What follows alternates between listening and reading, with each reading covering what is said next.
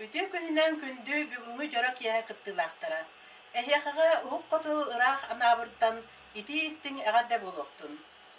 Санаан астаққа, ағуон сыллардаққа үйәһә білүү артистара анабырға кәләннәр уйбан ұрғынскай, уанна уйбан-уйбанып сурибут ырыалара сандарда сасқылақ дені биге олақтақтыр олус сөбілән істәммит күн бүгінгі жері уастан түхербәкке ыллы туая сылжабыд.